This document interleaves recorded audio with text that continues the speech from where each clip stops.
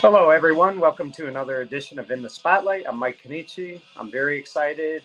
We've had this guest on several times, but tremendous high school football player for the Derby Red Raiders, and he's been an even better football coach with Woodland, Naugatuck, you name it. This guy's done it all, and he is the current head coach of the Naugatuck Valley League football champions, and that, of course, is Chris Anderson. And, Coach, thank you, as always, for coming on. It's always a pleasure.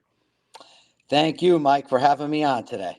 So, Chris, first thing I wanted to ask you, we'll get more into the Thanksgiving game, but that game was proof to me that they should never do away with Thanksgiving games. The atmosphere that day, the crowd, everything that went into it, it was why Thanksgiving games are so special. And I just think it would be a mistake to end that. What are your thoughts on that?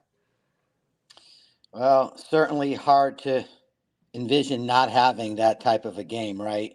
I know they talked about playing it possibly during the Columbus Day weekend or whatever, but it just wouldn't be the same because you're not going to have the alumni coming home.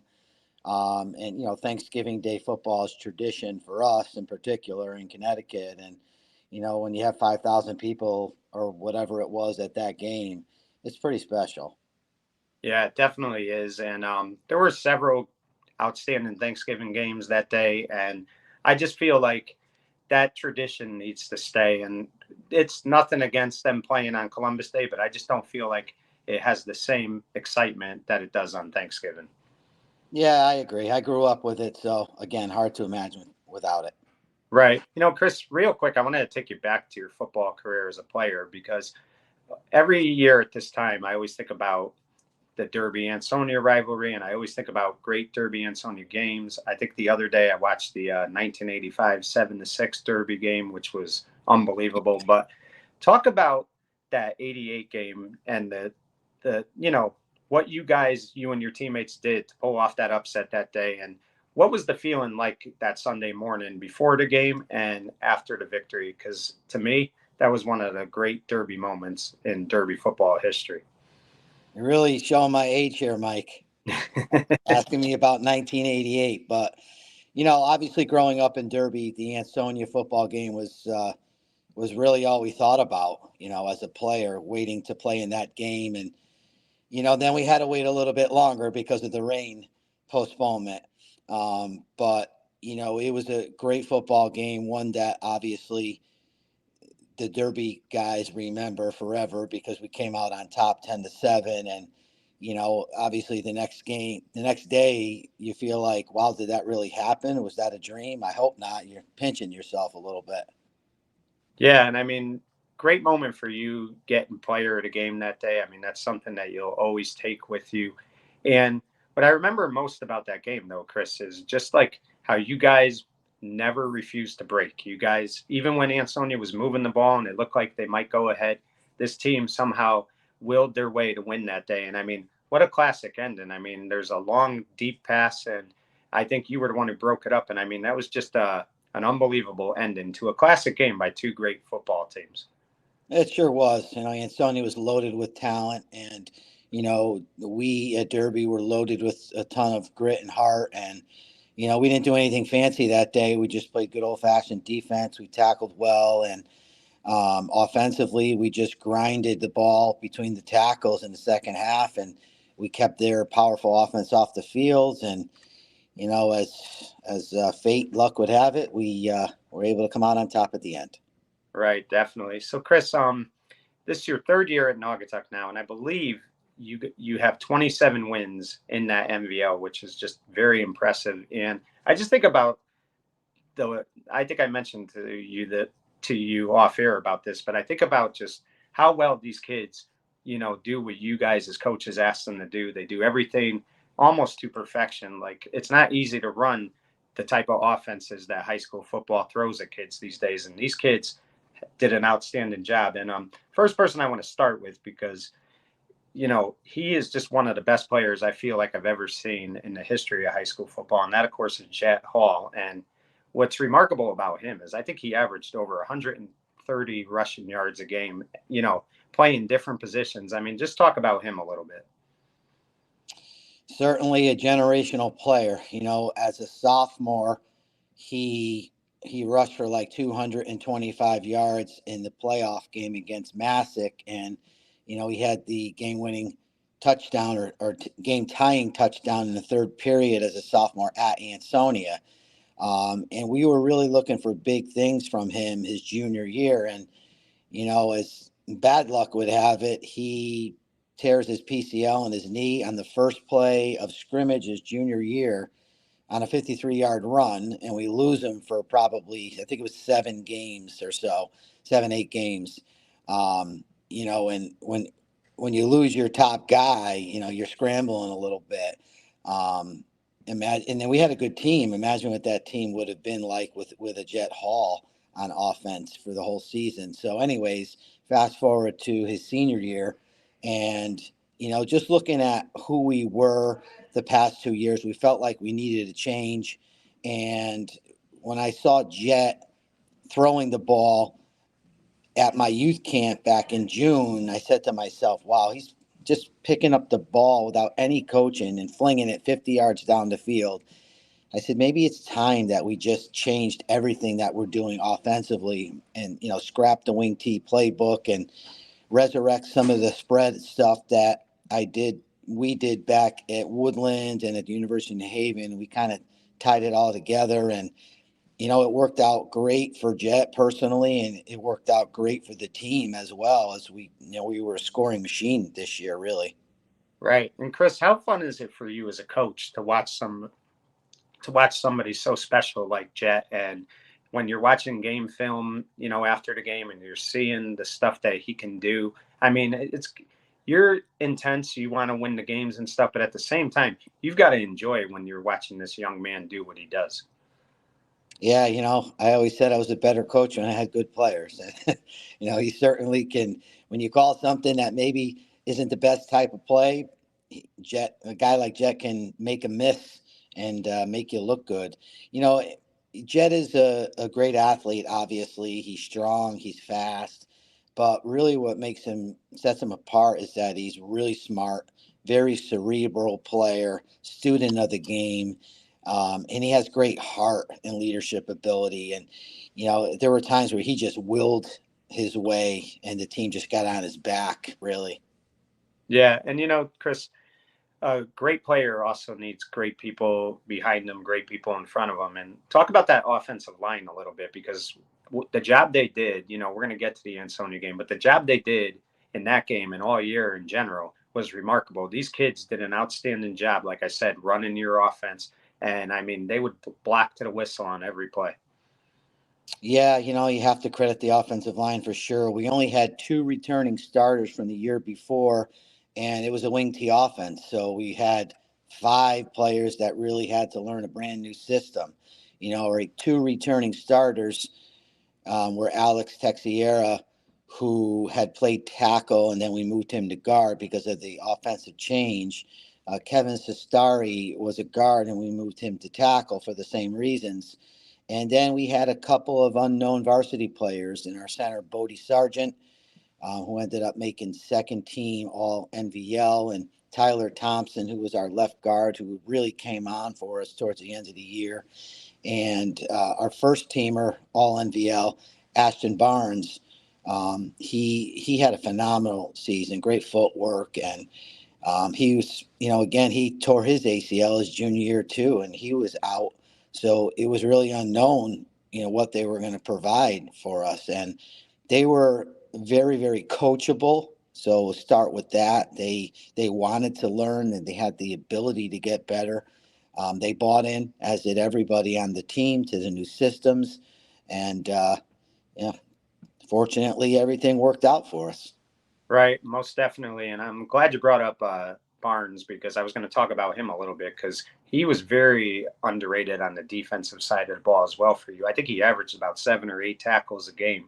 And I mean, just had an outstanding year on defense. And he was very underrated. And, it's players like that that you need, these unsung heroes who really, make it work for your program. Sure.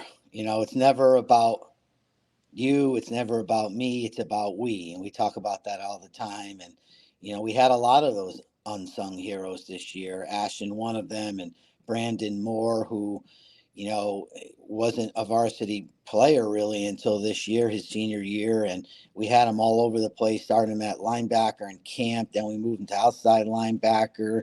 He was a running back. Then we moved to receiver. But, credit him for being coachable and smart enough to pick everything up in such a short period of time, for sure. Yeah.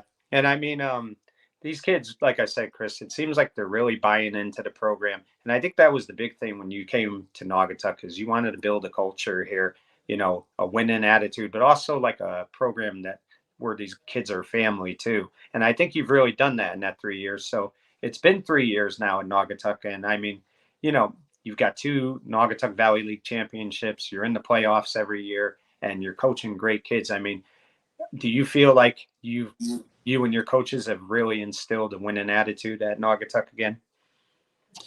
Well, I've had the fortunate experiences of both starting a culture in Woodland and trying to change a program and a culture in Naugatuck. And I have to say, I've learned that it is harder to change a culture than it is to start a culture. So when we came in here, it was difficult in the first year because I mean, obviously it was difficult because of COVID coming out of that year, but Naugatuck didn't have a coach, as Coach Salazzo had resigned and they had an interim, so they really didn't have somebody that was running day-to-day operations, whether it be Zoom meetings or weightlifting when you could, and all that experience. And then, we come in and we had 65 players the first year. And then 2 weeks in, we cut the roster down to 30. And, they didn't understand what it really took to be a winner. And, once we got the kids that wanted to be here every day, we started to really make strides. We started the season 1-1 that year, and then we went on a 7-game win streak and got into the NVL title game, and fortunate to beat Ansonia that day and get into the playoffs. And then we had a lot coming back, and we thought we were going to be competing for the league and state titles last year. And then, with the injuries to Jet and the injury to Ryan Diedelbaum, Mike's younger brother, we had some setbacks, and we lost in week 4, I believe it was, to Holy Cross. And we went into a bye week, and we changed some things, and we rallied, and we were able to get back to the NVL Championship game. We came up a little bit short against Ansonia at home. It was a disappointing loss for everybody. And then we had to go down to New Canaan, the eventual state champion in L, on a Tuesday night, and we're 7-7 in the fourth period against those guys. And we just didn't have enough to get over the hump. And this year coming in, we felt like, okay, we have the culture where we want it to be. The kids are coming every day. They're coming to 6 a.m. weightlifting sessions, and they're buying into the changes that we're doing. And it was truly about team all the way around in every aspect. And we had a remarkable undefeated 10-0 season, getting to the NVL Championship game and winning, and then getting to Darien at home. Darien comes in with 85 kids. They have 11 on offense, 11 different on defense, 11 different on special teams, and we got 8 kids going both ways, and they just wore us down a little bit. And again, we were down by 7 points in the fourth period in a game that we could have won, but we didn't, unfortunately. But we feel like we have established a culture where we want it to be at this point. Right. And Chris, I know it was a last minute decision for you when you applied for the Naugatuck job. It kind of happened very quick, and you got the job and you've done a great job there. But I know, like, probably 20 years ago, you inquired about the Naugatuck job. So, was there always a part of you, even when you were at Woodland down the road, where you said, someday I would like to give this Naugatuck job another look? Because I feel like you really had thought about doing it 20 years ago, and it was always in the back of your mind that like you wanted to come to this program someday. Yeah, 20 years ago, when I applied, there wasn't a teaching job attached, and I always felt like it was important for the coach to be in the building. So I went the Woodland route, obviously, and all through the years and playing Naugatuck and seeing what kind of talent they had, the speed, the size, and obviously as a coach, it's very attractive. And going through the different experiences, University of New Haven, then getting out of the game, coming back to the game, and then coming back as an assistant and watching Naugatuck on film, I was still very impressed with the size and the speed of the team. So when the job opened up, my son had graduated from Woodland, and I just said, you know what, why not take a look at it? And I applied, and it felt really good, and here we are 3 years later. Yeah, and now Chris, let's talk about the Ansonia game. You guys were 9-0 going into that game, as was Ansonia. And that's the thing that really stands out to me more than anything, Chris, is that in 3 years now, this Naugatuck Ansonia game really feels like a big rivalry again. And just the job your boys did that day on Thanksgiving, I mean, like I said, it was remarkable. They ran the offense so, flawlessly. And the defense really, like, even when it looked like Ansonia might get back in the game, the defense would make a big play. Just talk about that game and the preparation that these boys went into, to win that game. Well, it really started last Thanksgiving, walking off the field. The game, we were winning the game at halftime. And then in the second half, Ansonia just kind of took it to us and wore us down. And we just felt like they wanted the game a little bit more than we did, and they had a little bit more pride than we did. And we rallied around the culture of pride in this off season. Everything that we did, from the weightlifting sessions to meetings to just the locker room cleanliness, we talked about having pride. And it was really built up for that day coming in. And everything that we did schematically was really built on, okay, is what we're doing offensively, defensively enough to beat Ansonia? Because at the end of the day, you have to beat them if you want to be the champs. And we didn't feel like what we were doing was going to be enough. So that's one of the reasons why we made those changes, especially on offense.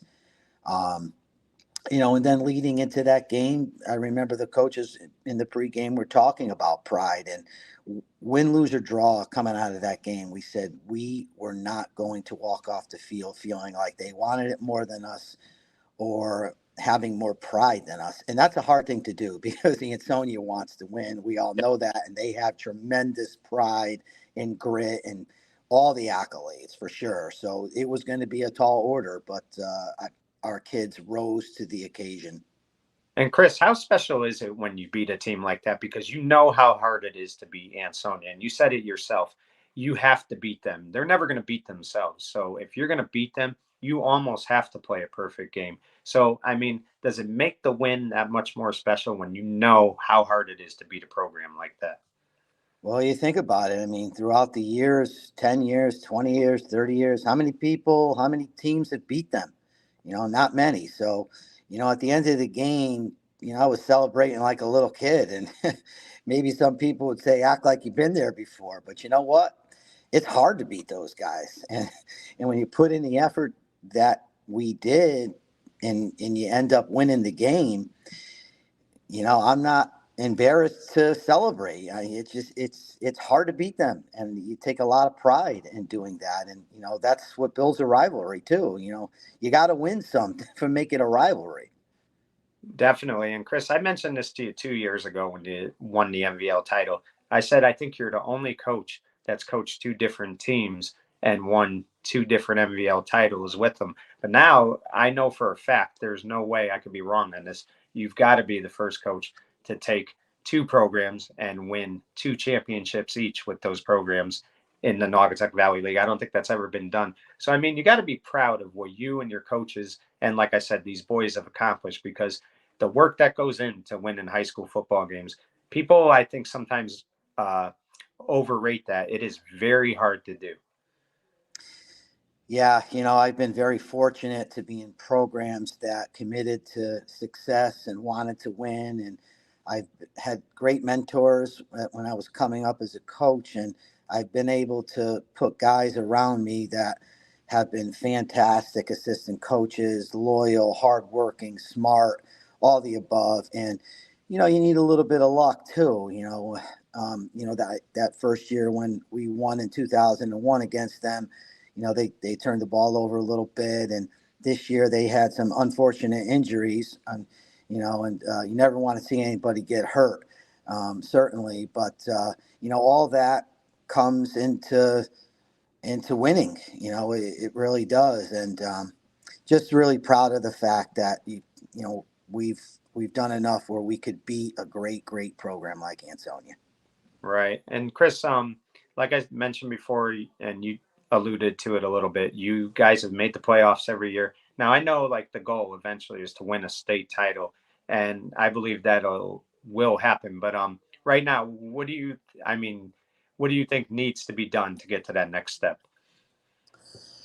Well, football numbers are still down pretty much everywhere, I think, except for Fairfield County. So it's about developing our youth program and getting kids to come to Naugatuck High School. We've lost a lot of quality players to Holy Cross in my 3 years here. So, trying to get those kids to come to Naugatuck, and that's really out of my control, other than, running the youth camps and, meeting with the Pop Warner staff and, hoping that helps to make their decision to come to Naugatuck. And, we have to develop depth too. Again, when you're going against a Darien and a New Canaan, and they're playing 11 on offense and 11 on defense, it's very difficult to overcome that obstacle because they're fresh. Yeah. And let's say we're playing defense and we have a kid who makes 4 or 5 tackles on a series where Darien has the ball for 10 plays and we get a stop. Great. Now we're on offense. Well, guess what? My kid has to turn around and play offense, and Darian's running out a fresh kid on defense who just watched the last series under a tent with a flat screen TV. So Yeah. that's something that nobody really talks about, and that's why when you talk about the alliance and all that, sure, it's great in theory, and yes, we love to play quality opponents, but if we have to turn around and play a L school that's has that two deep, two platoon team week in and week out, that's going to be very tough for us to sustain, depth wise, injury wise. And so, yeah, I mean, that in order to win a state title here at Naugatuck, we're going to have to create depth and grow our numbers for sure. Right. And Chris, are you do you like the playoff format how it is right now? And do you think a change needs to be made? Because I really don't think you need to put more teams into it. I think the way it is right now is the way it works. What are your thoughts? Yeah, well, I mean, there's no perfect system, right? Each year somebody that's deserving gets snubbed, and then maybe somebody that's 5-5 or whatever gets in, and that's the Cinderella beauty of it all. And again, there's no perfect system. I think the way it is right now seems to be working for the most part. Again, there's always going to be little glitches, but I think if you start adding more and more teams in, it gets watered down a little bit. Um, and then again, you have to free up more weeks, and that talks about getting back to the removing the Thanksgiving Day and all that. So, uh, I'm not a scientist with it. I don't know what comes into all the details, but it just seems like what we're doing right now is working. Yeah, most definitely. And Chris, I know like again, the goal is to win a state title. That's what every team wants to do. But you can never underrate winning your league because it starts in your league. You have to play 10 games a year and it starts there. So when you win a league title, that to me that's just as important as a state title. So I mean, do you feel like even though you got beat by Darien, you still feel very proud of what you guys accomplished this year, correct? Well, of course, and here in Naugatuck, to beat an Ansonia is almost like winning a state title because, Yeah. Ansonia has really dominated the series when you look at the last 35, 40 years, whatever it is. And, there's a lot of faithful here that love to see a victory on Thanksgiving. And yes, to win your league is always special. It's never easy, and people can say what they want about the NVL. You still got to play Seymour. You still got to play Woodland, Holy Cross, and Ansonia. And Ansonia can win in any league. So to win the league, ultimately you have to beat Ansonia. That's what it comes down to.